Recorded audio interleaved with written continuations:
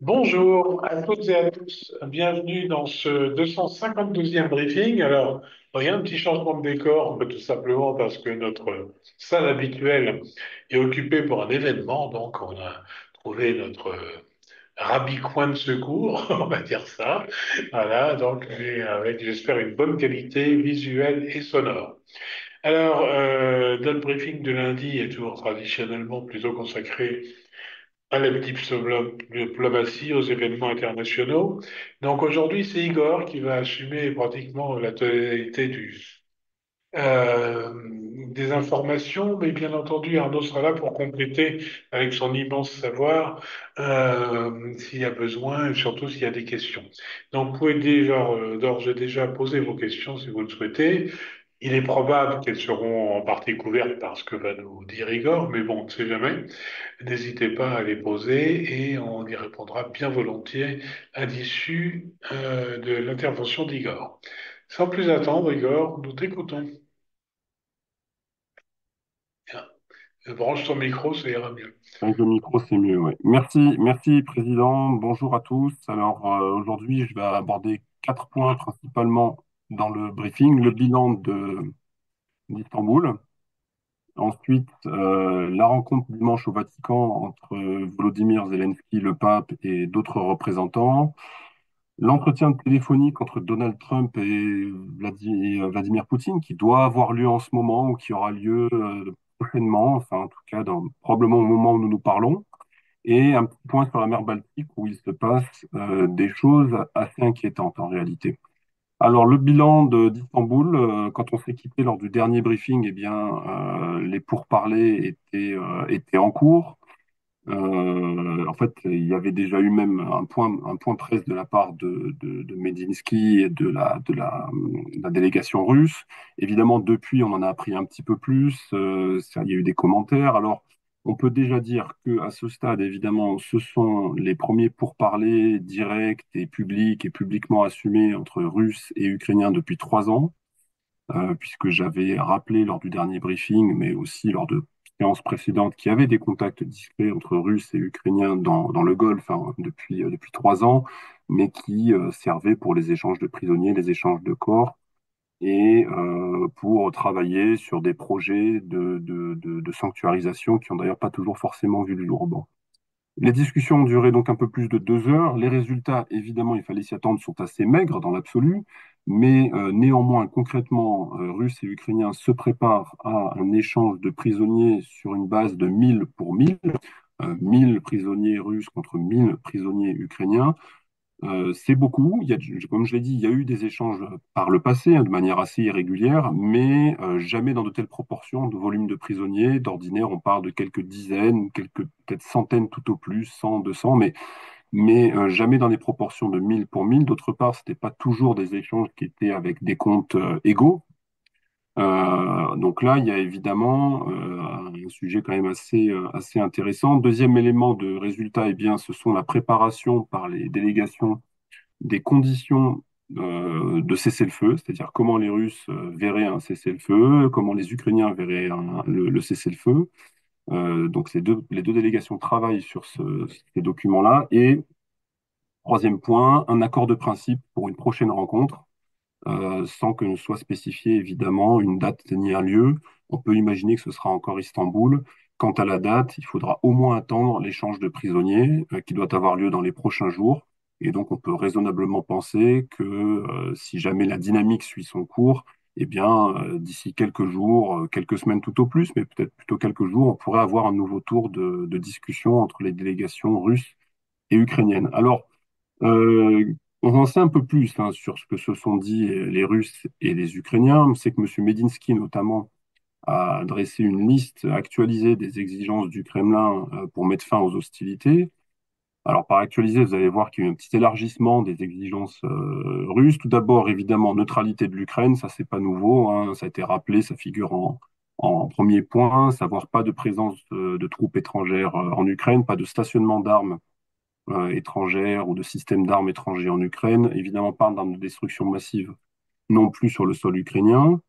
Le droit des russophones, ça c'est revenu, c'était déjà présent dans le premier projet d'accord de 2022 avec le fait que l'Ukraine doit adopter des normes relatives aux droits des minorités par les Russes, et minorités qui localement, minorités russophones, qui localement peuvent être des majorités d'ailleurs, hein.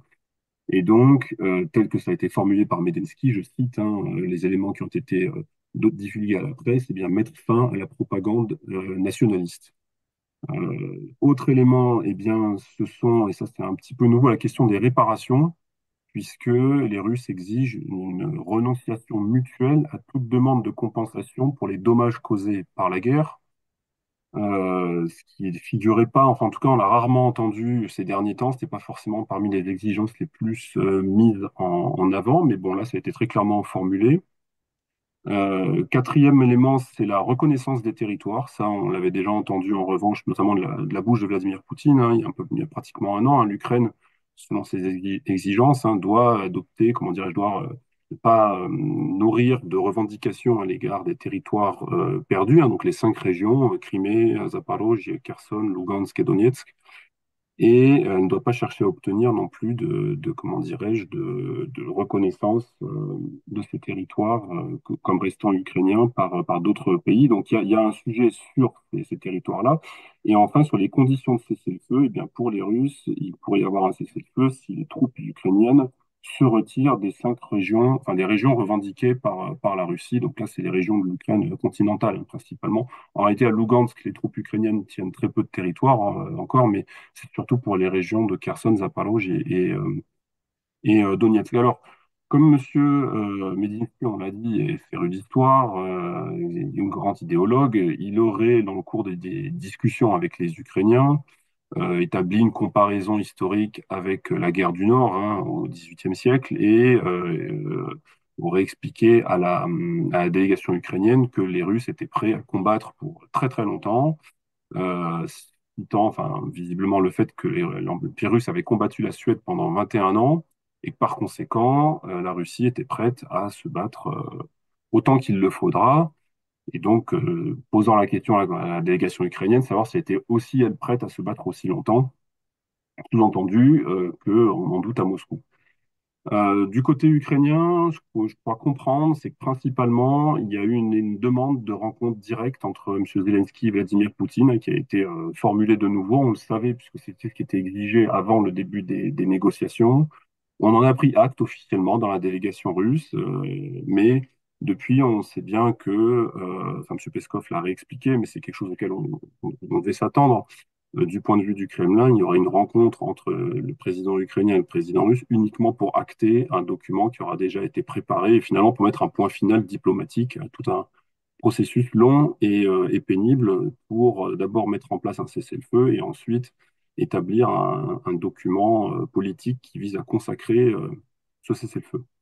Alors, sur le champ de bataille, la Russie maintient la pression militaire, hein, avec je dirais une reprise d'offensive, avec une poussée notamment dans le Donbass et un petit peu dans la région de Kharkov, et avec depuis quelques jours quand même une accélération du rythme quotidien de prise de territoire au kilomètre carré, hein, depuis 15 jours, 3 semaines maximum, après une petite pause à la sortie de l'hiver. Donc pression militaire qui s'accentue manifestement depuis une quinzaine de jours. Et du côté ukrainien, eh bien, l'Union européenne exerce une autre pression, une pression des sanctions, puisque après le 17e paquet, on parle d'un 18e paquet même de sanctions déjà qui est évoqué, avec l'idée de sanctionner encore davantage la flotte fantôme, hein, ce qu'on appelle la flotte fantôme, hein, ces tankers qui transportent le pétrole russe sous sanctions, les sanctions secondaires, évidemment. Et là, on pense par exemple à des opérateurs situés dans le Caucase, au Moyen-Orient ou en Asie qui pourraient tomber sous le coup de sanctions européennes. Et de manière, on a vu revenir le sujet de Nord Stream également, puisqu'il est question visiblement dans le projet de futur paquet de sanctions, eh bien de sanctionner Nord Stream pour éviter le rachat de ces tuyaux ou de ce qu'il en reste par des opérateurs étrangers. Et là, on pense notamment à certaines déclarations venues des États-Unis où certains investisseurs s'étaient déclarés, investisseurs américains, hein, intéressés par racheter ou en tout cas injecter de l'argent dans ces gazoducs en vue peut-être de leur retour en circuit dans quelques années. Eh bien, Nord Stream pourrait être l'objet de sanctions dans un futur paquet européen. Alors, le Vatican, dimanche, eh bien, Volodymyr Zelensky était au Vatican. Alors, entre Istanbul, enfin la Turquie plutôt, parce qu'il était à Ankara, et le Vatican, M. Zelensky s'est rendu en Albanie, où il a retrouvé d'ailleurs Emmanuel Macron, M. Merz et d'autres responsables européens. Et ensuite, après l'Albanie, il s'est donc rendu au Vatican dimanche, où se s'est retrouvé d'ailleurs une centaine de chefs d'État et de gouvernement pour l'inauguration du pontificat de Léon XIV. Et donc, à cette occasion, M. Zelensky s'est entretenu avec le nouveau pape. Il a également eu des discussions avec le vice-président américain, M. Vance, à la résidence de l'ambassadeur des États-Unis à Rome, et avec le secrétaire d'État également, Marco Rubio. M. Zelensky était évidemment accompagné de M. Yermak, hein, le chef de son administration présidentielle. Il y a donc eu des pourparlers entre les deux qui ont porté, on l'imagine bien, sur les résultats d'Istanbul. Les Ukrainiens ont également évoqué la question des sanctions contre la Russie. Il y a eu également des discussions sur le futur échange de prisonniers et le thème du commerce bilatéral, la coopération en matière militaire, bon, des sujets finalement qui étaient également assez attendus. Donald Trump s'est entretenu avec Volodymyr Zelensky par téléphone tout à l'heure, avant donc l'entretien téléphonique prévu avec le président russe. D'ailleurs, Donald Trump a aussi eu des entretiens téléphoniques avec un certain nombre de responsables européens pendant le week-end et encore dimanche, dont Emmanuel Macron, si je ne me trompe pas. Donc en amont de ce coup de téléphone attendu avec le président russe. Alors ça, c'est mon troisième point.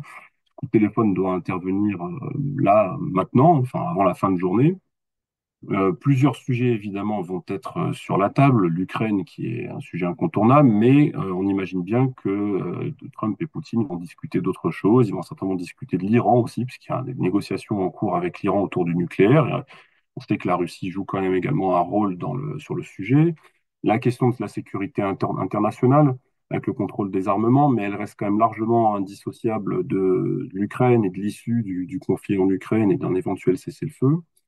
Et également, donc, par rapport à l'Ukraine, des suites d'Istanbul. Alors, je pense que pour les Russes, l'objectif, ça va être d'enterrer définitivement l'idée du cessez-le-feu de 30 jours, qui en fait est l'initiative européenne qui reste un petit peu suspendue dans l'air comme ça, mais qui est pour l'instant mise de côté, puisqu'elle est un petit peu tributaire de ce qui se passe entre les Russes et les Ukrainiens directement, avec pour l'instant manifestement la bénédiction de Donald Trump, mais ça peut changer. Et par conséquent, cette initiative européenne, pour l'instant, reste un petit peu dans les limbes en attendant de voir ce qui se passe. Si on comprend que le but du président russe, enfin, selon moi, hein, ça va être de vraiment faire comprendre à Trump que cette initiative est malvenue, et ce qui permettrait, par le même coup, de marginaliser un peu plus les Européens si jamais il arrive à convaincre le président américain, effectivement, que cette initiative de cessez-le-feu de 30 jours ne tombe pas du tout à point. Deuxième sujet, ben, ça va être certainement d'obtenir une réduction, en tout cas discuter des sanctions, voire d'essayer d'obtenir un réaménagement. Alors, on ne parle pas d'abandon des sanctions, c'est évidemment très prématuré, mais en tout cas, parler des sanctions, de l'assistance et de l'aide militaire américaine à l'Ukraine, alors, le renseignement, hein, qui continue d'alimenter, on l'a dit, en temps réel, les terminaux Starlink des Ukrainiens et l'armement, puisque la semaine dernière, il y a encore eu des annonces qui ont été faites côté américain que du matériel irait en Ukraine, hein, j'en avais parlé un petit peu le jeudi. Et ensuite, l'agenda bilatéral, c'est-à-dire des projets économiques, des projets d'affaires qui avaient été évoqués donc en Turquie lorsque les équipes russes et américaines s'étaient rencontrées, dans le Golfe également, et le rétablissement des liens diplomatiques également entre les deux pays, enfin des liens diplomatiques, en tout cas l'élargissement, on va dire, des équipes diplomatiques de part et d'autre qui ont été mises à mal, hein, par des années de sanctions et d'expulsions réciproques de diplomates. Alors, il y a eu un entretien téléphonique entre les chefs de la diplomatie russe et américaine également ce week-end, Marco Rubio, Sergei Lavrov, samedi, qui se sont parlé par téléphone. Bon, pour faire là aussi le bilan d'Istanbul et parler un petit peu de la suite. Mais à cette occasion, on sait que le secrétaire d'État américain a aussi fait part à Sergei Lavrov des nouvelles menaces de sanctions américaines potentiellement, puisque le sénateur Lindsey Graham, que on connaît bien, hein, je veux dire, pour ses positions très très fermes et très, comment dirais-je, hostiles à la Russie, eh bien, continue de promouvoir une initiative de sanctions auprès du Congrès. Manifestement, aujourd'hui, il aurait rallié à sa cause un petit peu moins de 80 congressmen, mais il n'en resterait pas beaucoup à convaincre, une demi-douzaine, pour que le projet devienne potentiellement possible à mettre au vote et être voté. Et donc est un projet extrêmement dur hein, sur les sanctions, puisqu'en vertu de ce projet, l'idée serait d'imposer les droits de douane à hauteur de 500% sur les importations américaines en provenance de pays qui achètent du pétrole, des produits pétroliers, du gaz naturel et de l'uranium à la Russie. Donc en fait, c'est des sanctions secondaires en quelque sorte, mais qu'on va institutionnaliser en tant que telles, c'est-à-dire que pour vraiment mettre dans la balance les relations commerciales entre des pays qui sont partenaires de la Russie, qui continuent de faire des affaires avec la Russie, et leur commerce avec les États-Unis, qui est évidemment souvent très très substantiel. Pour l'instant, ce projet est dans les couloirs, il n'est pas mis au vote, mais manifestement, il y a beaucoup de sénateurs à convaincre pour que potentiellement il devienne potentiellement une réalité. Et dernier point, la mer Baltique, où on a vu un petit regain de tension en fin de semaine dernière, puisqu'un navire qui appartient à une compagnie grecque, mais qui battait pavillon du Liberia, et qui transportait du pétrole de schiste qui partait d'Estonie à destination de Rotterdam, a été arraisonné par les gardes-côtes russes, puisqu'il suivait un itinéraire qui était convenu hein, entre la Russie, l'Estonie et la Finlande à travers les eaux territoriales russes. Et donc, il a été arraisonné par les gardes-côtes russes. Alors, un itinéraire qui est emprunté et qui est convenu entre ces trois pays, comme je l'ai mentionné, tout simplement parce que le chenal de navigation est beaucoup plus sûr, puisque si vous connaissez un peu la côte estonienne dans ces eaux-là, il y a beaucoup de petites îles, il y a des petits archipels, et parfois il y a des hauts fonds qui sont extrêmement dangereux pour les navires. Or, il y a un chenal beaucoup plus sûr, mais qui passe par les eaux russes, et donc il était convenu que ces tankers pouvaient les emprunter, ça continuait de fonctionner. Et ce navire donc a été arraisonné par les gardes-côtes russes. Alors cet incident intervient après une série de plusieurs incidents similaires, mais dans l'autre sens, où des navires qui battent pavillon du Liberia ou autre, peu importe, mais qui sont censés appartenir à la flotte fantôme russe ou transporter des intérêts russes, sont arraisonnés soit par un des pays baltes, soit par l'Allemagne. On en a vu plusieurs depuis la fin de l'année dernière. Là aussi, donc, parce qu'ils sont censés transporter du pétrole sous sanction, notamment. C'est arrivé d'ailleurs pas plus tard que, enfin, une tentative pour le coup, pas plus tard que la semaine dernière, un navire qui se dirigeait vers les eaux russes a été ciblé par la marine ou les gardes-côtes estoniens qui ont cherché à le dévier en fait de sa trajectoire en l'avertissant par radio, sauf que comme le bateau ne répondait pas, il y a des hélicoptères estoniens qui ont commencé à rentrer en jeu.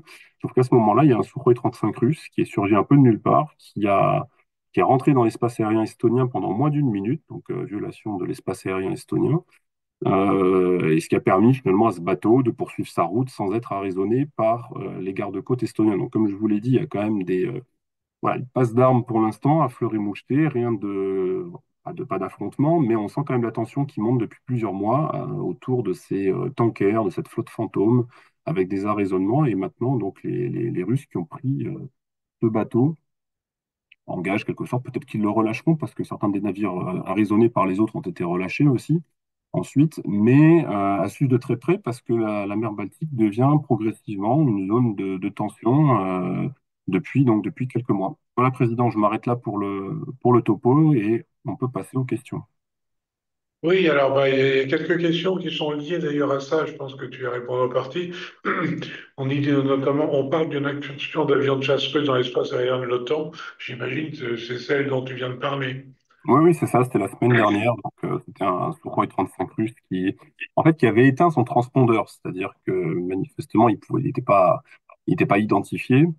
Et qui serait rentré pendant moins d'une minute dans l'espace aérien de l'Estonie. Alors, il y a, vous savez, les missions de police aérienne des pays de l'OTAN dans les pays baltes, et là, c'est donc une paire, je crois, de F-16 portugais qui ont été déployés pour aller, voilà, s'affirmer dans le ciel, et sans que cela ne dégénère évidemment en situation beaucoup plus grave.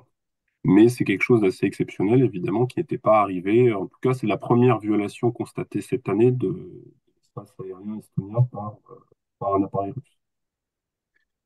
Si les tankers estoniens doivent emprunter les canaux internationaux qui sont plus dangereux, est-ce qu'il n'y a pas un risque bien plus élevé de marée noire? Est-ce que l'expérience de mer Noire n'a pas suffi à la Russie cet été?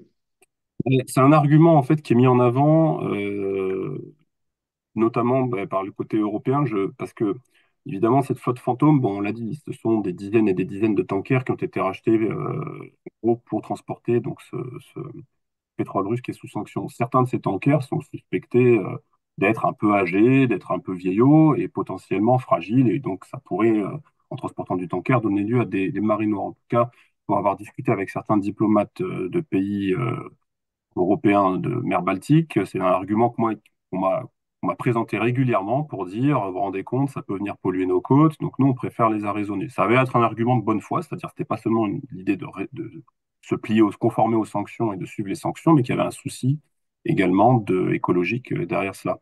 Alors là, évidemment, emprunter des routes maritimes qui sont pas beaucoup plus longues, mais qui sont plus dangereuses en termes de navigation, parce qu'il y a une fois de plus beaucoup de hauts fonds, de petites îles et des courants.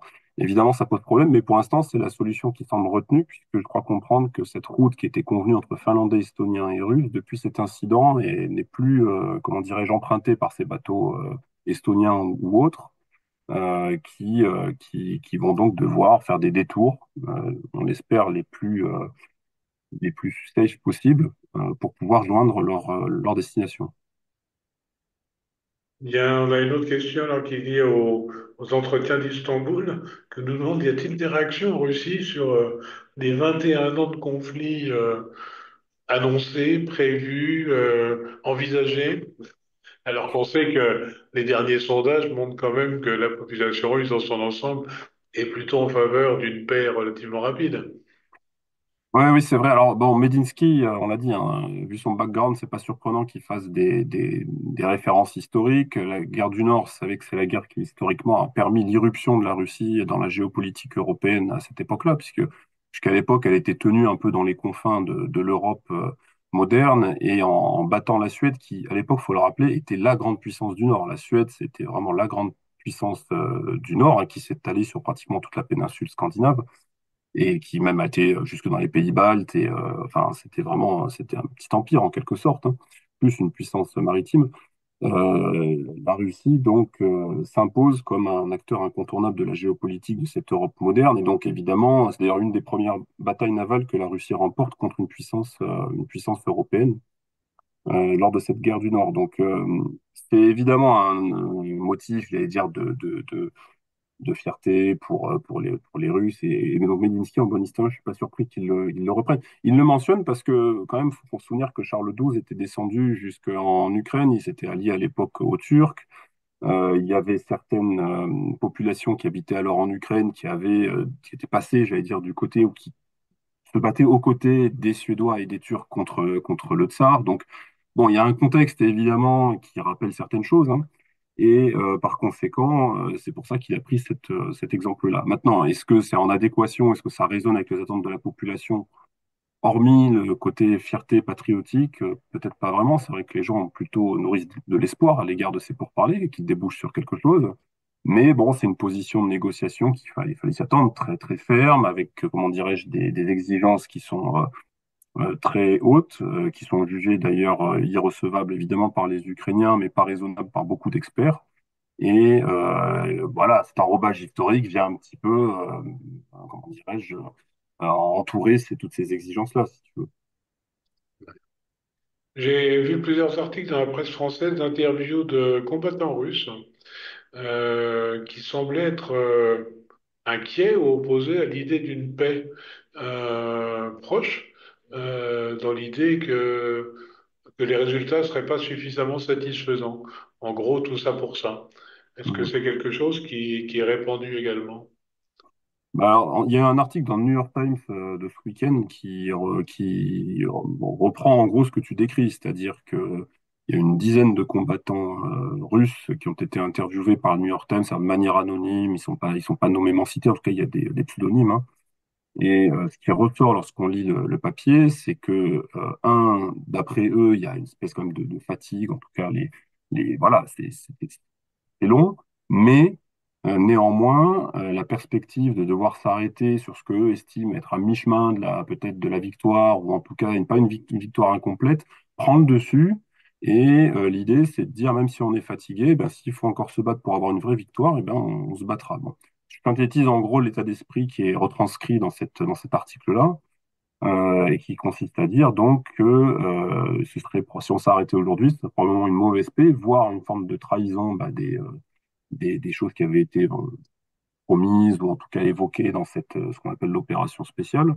Et effectivement, c'est un sujet dont, à mon avis, les autorités russes vont devoir tenir compte. C'est-à-dire, d'un côté, une population qui majoritairement se dit prête à la paix et dans des dispositions d'esprit d'ouverture, évidemment, à l'égard de la paix. Mais là encore, on l'a déjà dit hein, lors de précédentes séances, lorsqu'on sonde ce que eux appellent la paix, qu'est-ce qu'ils entendent par les conditions de paix, on s'aperçoit que ça se rapproche quand même plus d'une capitulation imposée à l'Ukraine que une paix des justes, entre guillemets. Et de l'autre côté, eh ben, il y a la mouvance Z, les combattants, les anciens combattants, des gens qui ont perdu des proches ou des amis qui sont morts dans les combats, qui sont minoritaires, j'allais dire, par rapport à l'ensemble de la population, mais il n'en demeure pas moins qui sont extrêmement déterminés, motivés, gonflés de patriotisme et qui, par conséquent, ne vont pas se contenter d'une demi-paix, en quelque sorte. Et donc, il faut que le Kremlin navigue, j'allais dire, entre ces deux eaux-là. Pour revenir au tout début de ton intervention dans les réclamations russes, enfin pour ce qu'ils souhaitent voir, je te rappelle, il y a notamment les droits des Russes en Ukraine, et dans ces droits, il me semblait voir une grosse partie quand même mise sur le rôle du patriarcat de Moscou qui devrait retrouver toute son influence sur la partie russophone. Est-ce que ça semble quelque chose de négociable ou pas, ou est-ce que c'est quelque chose d'important dans le processus?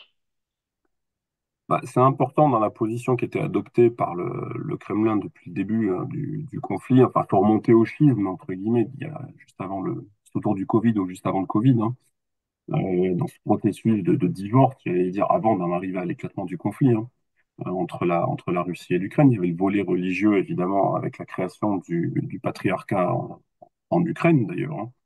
Euh, et donc ça, on comprend que c'est un sujet qui paraît, à mon avis, incontournable, en tout cas pour la politique domestique en Russie, enfin pour la consommation domestique, j'allais dire.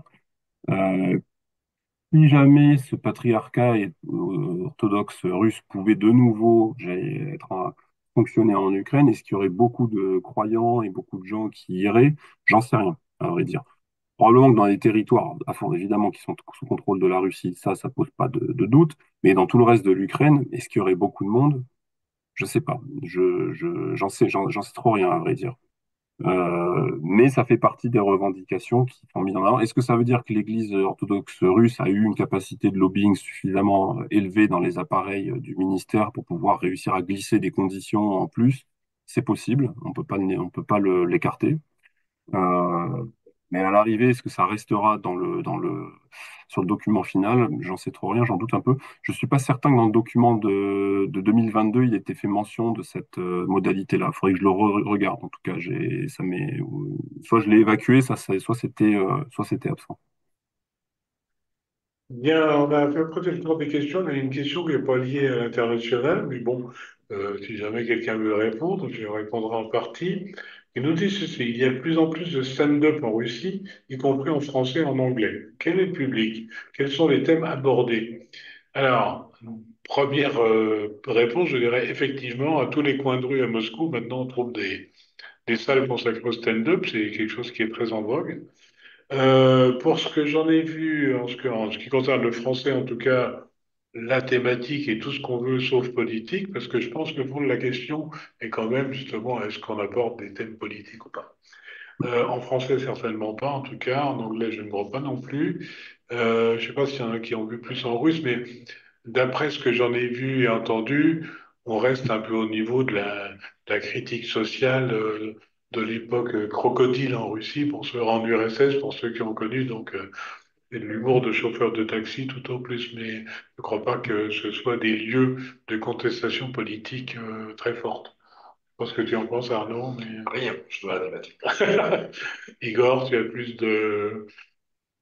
Non, non, pas vraiment, parce que j'en ai pas fait, enfin, j'ai pas assisté. En revanche, ce que je peux dire, c'est que toujours sur ce même sujet, dans la vie culturelle parisienne qui est extrêmement riche, comme chacun sait, il y a toutes des programmations d'artistes russes et de gens qui font du stand-up en russe. Et donc on peut acheter des billets, aller les voir, les écouter. J'en ai fait expérience récemment. Le public est à 99,9% russe ou russophone. Je ne dirais pas le nom de qui je suis allé évidemment écouter, hein, ni voir, mais la salle était comble. Et là aussi, il n'y avait pas enfin, c'était pas des spectacles, parce que comment dirais-je, c'était là aussi, comme tu le décris un peu, c'était assez fin, c'était pas non plus le fait qu'ils soient à Paris, on pourrait se dire bon bah ils vont se lâcher, et puis, mais en fait c'était pas ça. C'était beaucoup plus fin, c'était même intéressant, avec des résonances historiques, etc. Et évidemment que dans le fil du show, du spectacle, il y avait des clins d'œil incontournables à la situation actuelle, mais le sujet ne portait pas sur la situation actuelle spécifiquement, l'opération spéciale spécifiquement, etc. Le drame que vit les relations entre la Russie et l'Ukraine, c'était pas ça. C'était le reste, mais avec finement des clins d'œil qui étaient distillés ça et là et que toute la salle comprenait très très bien. Oui, donc on retrouve un peu l'ambiance époque soviétique, théâtre Oui, de... oui, oui. Oui, oui, les codes sont parfaitement maîtrisés. Oui. D'accord. Très bien, ben, merci infiniment Igor. Et Arnaud, tu voulais rajouter quelque chose sur l'ensemble du... On a rajouté pour ma défense aujourd'hui. Très bien. Bien, nous nous donnons rendez-vous jeudi, 17h30 comme toujours, où Arnaud sera beaucoup plus en vedette puisqu'il va aborder plus longuement, comme toujours le jeudi, la partie économique et politique intérieure russe. Voilà, nous aurons Igor, bien entendu, pour la partie internationale. Donc d'ici là, bien comme toujours, la CCI France qui se tient à vos côtés. Tout est bon.